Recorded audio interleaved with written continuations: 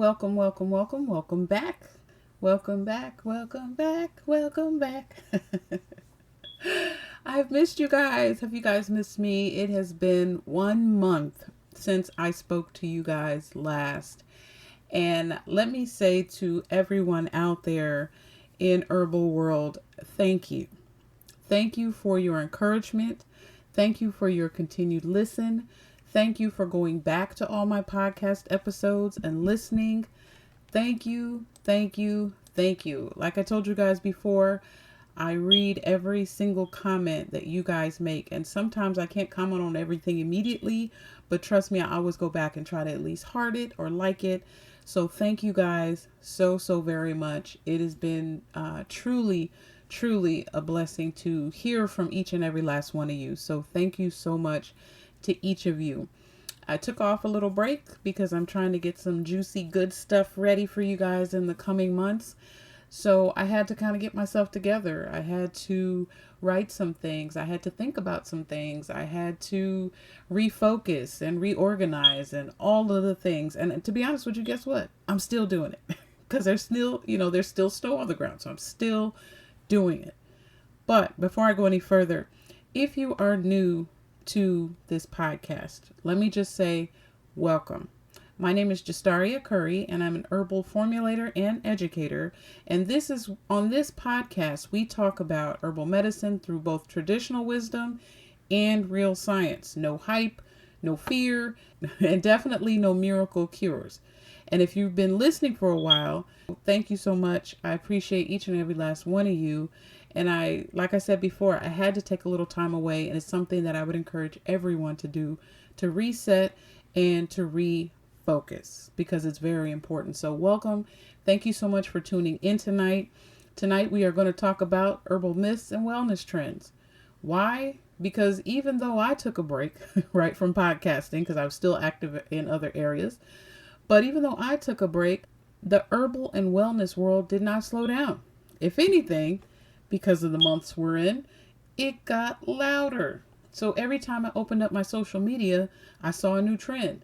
Somebody was curing anxiety in 3 days, or someone detoxing their liver with a special tea, someone claiming one herb fixed hormones, gut health, sleep, skin, stress, everything all at once immediately.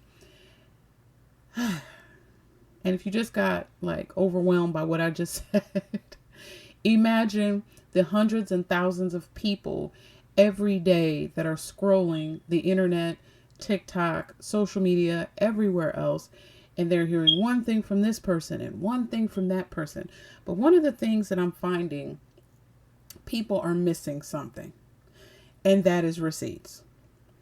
Now, if you've been listening to me for a while, you understand that I always preach receipts. Anytime somebody makes such bold claims and statements and all that, has the music in the background and all these, interactive things where they zoom the camera in, zoom it out, and all these other things, when you get past the marketing fluff, at the end of the day, you need the receipts. You need the proof, right? Why? Because you are talking about plant medicine. You are talking about chemical reactions that occur when plant medicine hits our body's physiology. You're talking about very important processes, and it's important to not sound like a marketing guru, but sound like somebody that knows what they're talking about. Why? Because there are an influx, no matter what, mainstream society says, there is an influx of people that are running around right now looking for herbal medicine, looking to see what it can do, needing more education, needing to be more made aware of the safety things that could be involved or potential dangers, but also the benefits and the beauty and how to use it properly, right? So because we're starting to see so much of an influx of people coming in wanting to know more, we as an herbalist, all of us have a responsibility to make sure that when we're saying something that we show people, provide the receipts. Where can they find this information at? Where are the studies that support what you're saying? Where, prove it, basically, prove it. Because that is going to be the difference between somebody really listening and grasping what you're saying versus a sensationalist. And I think as much as people love the sensationalist marketing tactics, I think once they either try the method or they know that somebody else has tried the method and it hadn't worked or didn't work for them because it wasn't fully explained, that there is no one size fits all, in herbal medicine, then people are kind of like, you know what? I'm exhausted with the fluff. I am exhausted with the lack of proof. I am exhausted with believe me because I said so. I'm exhausted, right? And so we don't want to be just another talking head in people's lives. We really don't. We don't want to be that person that's like, hey, believe me because I said so. And there's a lot of doctors that understand that as well. I don't know if you guys have been seeing a lot on social media, but there's a lot that are just like, look, I don't even know when you say disease, what is that, right? Why are you even calling it that? Look at the process, right? Herbs and plants can do the work. These are doctors, medical doctors, right? So it's important for us as herbalists to know that our time is now. We really have to arm ourselves with knowledge, but we really have to get out there. And the thing is, you don't have to know everything. You really don't. But what you do know, you need to share it. The problem is when people ask us questions, we may fear like, dang, what if I don't know the answer? You don't know the answer. Tell them that. You know what? I don't know, but I'm going to go look up that and I'll get back with you. There's nothing wrong with that. That doesn't make you look any less intelligent. Please know that. Please know that. So tonight, we're going to talk about the noise. And while herbs are powerful, if you listen to what's being shared right now, it is either exaggerated, misunderstood, or it's missing that critical context. So an example of that is when people are talking about, let's say, sea moss, right? And everybody is on the sea moss kick. You got to have sea moss. Sea moss has all these minerals and it's good for this and it's good for this and it's good for this. And as soon as it hits your body, these are immediate effects. And what happens is you have some people that are like, wow, I feel the effects. Some people are like, I don't feel anything. So what is it? How do these minerals work? And once they hit my body, am I deficient in these minerals? Do I have too many of these minerals? There's a lot of questions that people have. And so we're going to start officially today a new direction for this podcast. You will start to hear me talk more about what is going on in our current world in herbal medicine and really honing in on the facts so that you can understand it, you can defend it if necessary, but also you can educate other people about what is really going on and what the truth is. Because there's a lot of information out there and people are really getting dang near brain dead from having to decipher through all that stuff because it sounds good. The person's very dynamic and charismatic in how they're saying it. But doesn't always mean that is true. And my goal is not to shame anybody. Okay, it's not to personally attack someone. Definitely never to attack natural medicine, never, but it's to really bring some clarity because misinformation doesn't just confuse people. It can actually hurt them. People can actually be hurt by trying a lot of these different things. And that's why it's important that people understand the foundational principles of herbal medicine, but formulation is really a key, and more targeted formulation is where I'm moving to, even in my own business. But it's important. After I done said all that, the bottom line is this. People are tired, they're stressed, and people want quick healing. And because of that, wellness culture has figured out that quick promises sell. So now herbs are being marketed like magic pills instead of powerful tools that work best when used correctly. And they need to understand that herbalism isn't about shortcuts. It's about supporting the body's systems, the nervous system, the digestive system, immune system, right? Inflammation. And these systems are processes that don't heal overnight. So moving forward, right, we're going to look at these different wellness claims and herbal trends and try to break it down so that you can get a clear picture of what's going on and like what's good and what's kind of like, sound like a little bit of a fluff. But above all, above all, education is important. So let's talk about some of the big things floating around right now. One major trend is the nervous system regulation. Everybody is suddenly talking about calming your nervous system. So there's vagus nerve hacks and breath work and supplements and adaptogens and stress gummies. I mean, you name it, it's out there. But the point is, we finally understand that stress affects digestion and hormones, immunity, sleep, and inflammation. But the myth of this comes in when people are told, take this one herb and your anxiety disappears forever. Right? And they're like, okay, so I'm going to take this one herb, and after that, nope, no more anxiety, no more stress, no more nothing. And that's really not how our nervous system, when it's healing, works. Herbs like lemon balm and skullcap and ashwagandha and passion flower, they support relaxation and resilience. They help our body to calm down. But our minds, we have to work to help our minds to calm down so that we're not triggering our body's fight or flight response. So that if there is anxiety that's present, that we are not shortening our breath and breathing from our upper chest rather than breathing from our stomach. Because those short, deep breaths, they're really not even that deep. They're like very shallow. So our short, shallow breaths, right? That panicking, that's our body is stressed. It's not relaxed. And so these herbs like your lemon balms and chamomile, lavenders, these type of things help you to relax. They support relaxation. Right? So then when you're in a relaxed state, then you can take those nice deep breaths and you can get the oxygen that the brain needs, and you can calm your body down and say, listen, don't turn on that fight or flight signal. I'm good. But what they don't do, they don't erase trauma, or if you're burnt out, or even if you have like just loads of lifestyle stress on your own, right? They're a part of a bigger healing picture, and people need to take that into consideration. It's not just about popping an herb in your mouth and then next thing you know, you look up like, oh well, I'm just healed from everything, my problems is good and my bills is paid, and come on. But if you look at all these trends and you look at how people are promoted, it's almost like the one pill and that's it. And you know what, as a side note, I'm gonna say this too. A lot of these gurus, as I like to call them, they've done a great job at speaking to the laziness of people. That's just the reality of it. We don't want to do all the work that's required. We don't want to give up the junk. We don't want to exercise.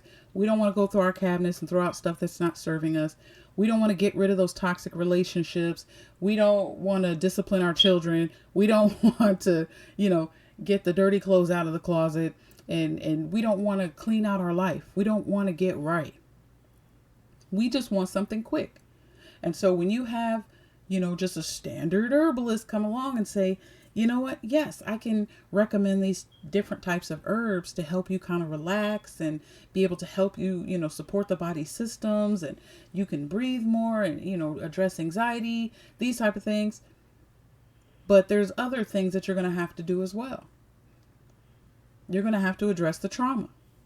You're going to have to get some rest. You're going to have to eat right. You're going to have to exercise, right? And then at that point, as soon as you start talking about the work of it all, they stop listening. But then here comes Joe Schmo, with a nice fancy ad on TikTok. 30 seconds, he's pulled you in. He's asked you some kind of question. Next thing you know, you're drawn in. You're like, yeah, you know what? You're right. It only takes this. And for $49.95, I can just be healed 24/7 and be done. Right? And next thing you know, you buy it. May work, may not. And then they scrub your negative reviews. So you got to be careful. You got to be careful, and you got to want to do the work. At the end of the day, I've said this time and time again on my podcast. If you are an herbalist and you have clients or you have family members, people that you see, people that you help, you have to understand that there are some people that you just can't help. There are some people that just want a quick fix. They want what they want, and they're trying to turn you into that guru. So you have to establish boundaries and let them know who you are and what you're about up front. And be okay, even if you're starting out new, right? And the money ain't coming in like you'd like it to, still hold a standard. Don't be no guru and no, super quick, 24 hours and all that kind of stuff. Because if you start out on a gimmick, that's how you're going to end up being up out of here on a gimmick. Okay. People will figure out that eventually enough people will be like, you know what? This person isn't really genuine. And at the end of the day, if you're trying to build a business in herbal medicine, you want something that's going to last. So gimmicks is like fly by night. Right now, everybody's talking about sea moss. Next thing you know, they're going to be talking about some other kind of fruit, mysterious fruit from the Amazon somewhere. But the reality of it is, it's what herbs are growing around you. What is the body doing? How can the herbs support the body's processes to help bring a sense of balance and restore healing? That's really what it is. Let's look at another one. Another trend is gut healing. So gut health, everything. Now, all of a sudden, all you got to do is just drink this little special drink and it heals your microbiome. Or every powder, that they have resets digestion overnight. Or every tea that you drink, this really detoxes your gut. And the reality is this, okay? Yes, digestion is the foundation to health, right? It is one of the foundations. And yes, bitter herbs, prebiotic fibers, and fermented foods help your gut. But there is no overnight gut reset. And that's what you have to understand. The microbiome changes slowly based on your diet, stress, sleep, movement, and long-term habits. And herbs can help support your digestive system, but promising instant gut healing is just marketing, and that's not medicine. That's not herbal medicine. Another trend that you'll often see is personalized wellness stacks. So, people are getting AI supplement plans, custom powders, and massive daily regimens, right? And while personalization is actually aligned with herbal tradition, because herbalism has always been individualized, the myth is that more supplements equal faster healing. And so people are like, oh, they said this supplement could help with your gut, and this supplement can help with your energy levels, and this supplement can help with stress, and this supplement can, and before you know it, you're taking like 45 supplements, but you're not changing your eating. You haven't even addressed the target issue, right? Because you're trying to chase symptoms, and you're not getting enough sleep, and you're stressed out. Your adrenals are probably shot. Okay. So personalization is very important, and individualized plans are very important, because sometimes, healing means simplifying. Sometimes it means targeted herbs. Sometimes it means addressing stress or digestion before adding anything else. Because someone that is highly stressed and they have no way to relieve the stress, release the stress, it don't matter how many herbs that you give somebody, unless you give them something to knock them out and they wake up, 6 months later in a better body with a better situation and more money or whatever, Other than that, no. So you have to address the root, and don't ever forget that, more is not always better. Sometimes the more simple the remedy, the better. So don't get caught up in all of these, trends. And then we have the virus wellness hacks, right? So, rubbing magnesium oil on your belly, or using castor oil packs for everything, or random foods for sleeping cures, or extreme detox challenges. A lot of these practices do have historical roots. But the problem is, a lot of people, they don't really use them correctly, right? And how do you know that you're doing it correctly? How do you know that that's even what you're supposed to be doing? Especially when it comes to detox. I'm sure you're going to hear a lot about detox now and in the future. Everyone wants to talk about detox. I'm going to take this drink and I detox. But it's like, the point is to support the body's detoxification organs. The body already has mechanisms to detox itself. The problem is we are ingesting toxins and eating toxic food and all this other stuff oftentimes faster than our body can get rid of it. So we need to implement fasting protocols. And that's a word that's like, oh, no. But the reality is, we don't need to be drinking something. We need to stop eating and drinking something. And if we are drinking anything, it's a tea to provide support to strengthen those detoxification organs so that they can do what they're supposed to do. Not everything is to be dealt with outside of the human body like people are trying to do. No. But this is the reason why fact checking matters. How do you fact check? Look at the research. Go on PubMed and look up some research. Okay, look up some studies that have been done. These are studies that have been done in the US. These are studies that have been done in Asia, all over the world, especially in countries where they actually embrace herbal medicine. Now, later on down the line, we'll start talking about, how to read different journals and how to understand them and how to say, okay, this one's a little biased, this and that. We'll talk about those things. But for right now, this is why that stuff matters. The other thing is, when it comes to the human body and its mechanisms, research that. Not just believing somebody. Go read some books. I know everybody's on the internet nowadays, but archive.org, if you are on the internet, you can access all kind of free books. Look these books up, these old science books. I promise, I believe the books from the 1900s, they are the books that give the most clearest definition when it comes to the human body and its capabilities, because people have been studying this for eons of time. So look at that.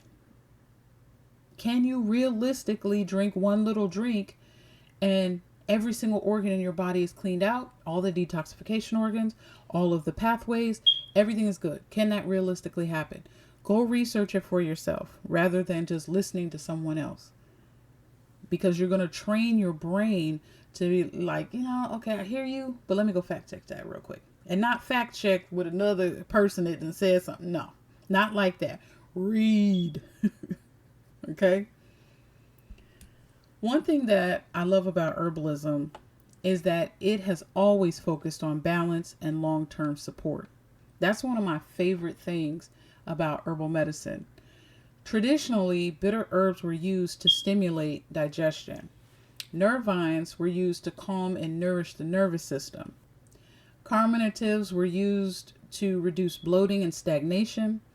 And anti-inflammatories supported chronic pain. But nowhere in traditional herbal systems did herbs function like instant cures. So that's the other thing. When you're trying to understand what an herb can do, look at what it was historically used for. That will help you as well. And try to stop using, if you're in the United States, if there's an herb over far away in another country and all that kind of stuff, listen, unless you can guarantee the purity, just try to use herbs from here, from the United States. I'm not saying that you can't, maybe you have a connection or an access to somebody over there and they test it and all that, great. But for the average person, they just ordering stuff offline. They don't know. But traditional herbal systems, the way that they were, herbs were used to support. Not like you drink this, boom, I'm cured immediately. And they were consistently and appropriately used with the whole body in mind. That's another thing to understand. But social media tends to strip all of that context away. And unfortunately, that has hurt us. It takes one herb, one study, one antidote, and the next thing you know, boom, it's this miracle drug. And at the end of the day, we don't want people chasing miracle drugs. Now, let's talk about science. Because a lot of people are like, can science and herbal medicine collide? And the short answer is yes, it can. Modern research, and again, this is for those herbalists that have actually read research studies. Modern research actually supports many traditional uses of herbs. We have studies showing how adaptogens help regulate stress hormones, or how bitters improve digestive secretions, and Certain herbs have antimicrobial effects, and nerve vines improve sleep and anxiety markers. But science also shows that the effects are moderate. It's no magic involved. The results can vary by person, the dosage matters, the interactions matter, long-term lifestyles and what the people actually doing these things matter. And this is why real herbalism is not about trends. It really is about understanding the body's systems. So this is the part I really want you, my listeners, to really, really hear. If an herb truly cures everything, then we wouldn't need any type of herbalists, clinical herbalists. We wouldn't need doctors, hospitals, long-term care. And in some instances, trust me, that's probably a good thing. We wouldn't need emergency medicine. Okay, that's what I talk about. We wouldn't need emergency medicine, right? Because we're good. We just go pluck something from a tree. We wouldn't need all this stuff, right? But that doesn't mean that herbs are not powerful. That doesn't mean that herbs are not effective. It means that the process of healing is just that. It's a process and it's very complex. And so when you're using herbs, you want to use them to support the body. You want to use them to regulate the system. You want to use them for long-term support. You want to even use them for preventative measures. But do not have that mindset or be tricked into thinking that these are, miracle fixes. So when someone says this one herb fixed my hormones, anxiety, gut, sleep, and skin, what has likely happened, okay, because the mind is very powerful, they reduced stress. They improved their diet. They drank a little more water. They slept better. And they used an herb that supported all parts of that process. And what does that show you? That shows that the herb helped, but it wasn't the only factor. So we want to have a realistic picture of what herbs can realistically do, and we don't want to follow trends. So let me give you some red flags and wellness trends, some things for you to look out for, okay? Number one, if you hear it cures everything, okay? Now, there is a doctor out there now that is talking about a process to cure the big C, right? And I have to be careful with that word. That is different, okay? What I'm talking about is them saying that there's an herb that cures everything. You take one herb and it cures everything, right? Just be careful with that. The other one, it detoxes your body completely. That's another red flag. It works overnight. Now, the only thing that technically should be working overnight is any type of laxative herb, because obviously you want it to work through the body. And even then, dosages matter. But you want it to kind of go through your system and kind of help clean out, unclog the pipes, right? So let me give you some context there. But not for somebody that has a series of chronic diseases. Okay, I split those words up. Imbalances, as we like to call them. The other one is no side effects for anyone. So if you hear that, you automatically know that's a red flag. Just because herbs are natural doesn't always mean that somebody's not going to have a side effect from it. And that the side effect in and of itself could be improper dosage. It could be improper preparation.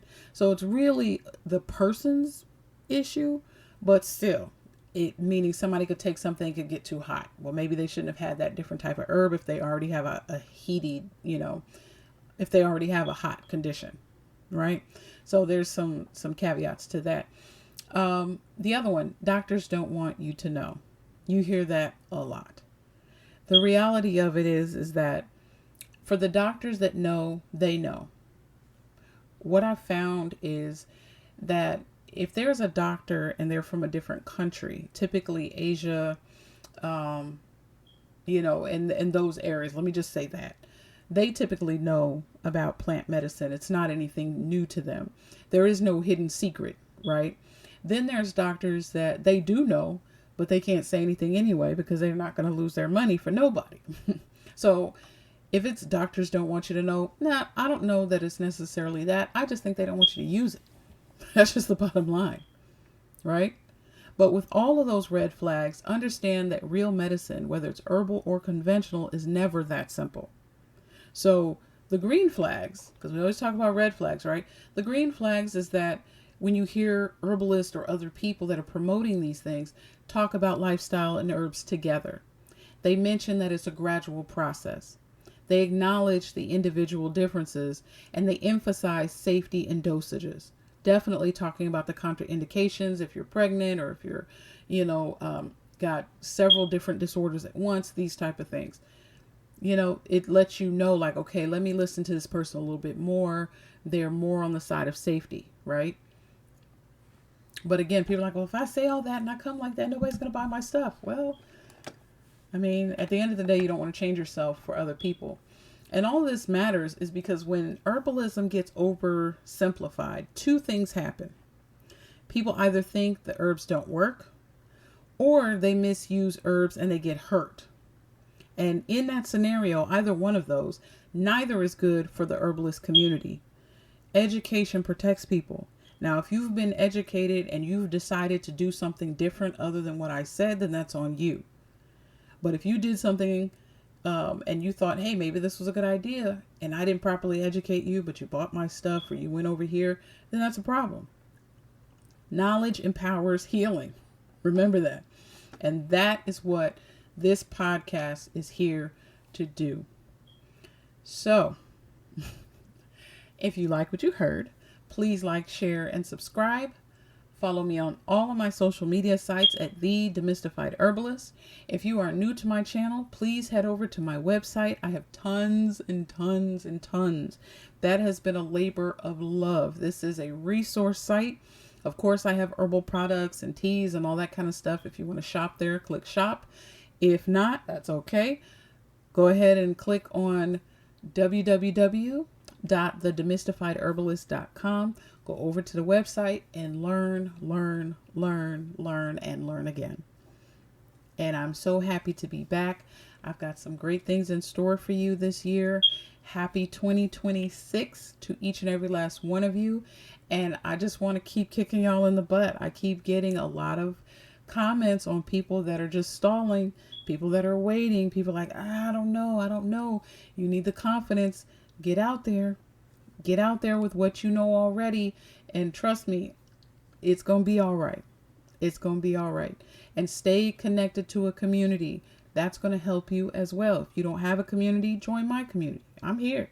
Let's chat. Let's talk. Let's build community. Now, if you want to come in and complain and start bashing some of my other folks, then I got to cut you off, because that's just not my spirit. And that's just not what we're going to have in here. We're not going to have arguing and bickering. We're going to communicate in love and respect. Like I tell my children, lead with kindness, or you're going to get to stepping. So we don't want to have to do all that. We don't want to do all that. So for tonight, I'm going to end it right here. But you guys have a great night. Remember, don't get caught up in these trends. Stay focused, stay educated. And with that, family, I'm out.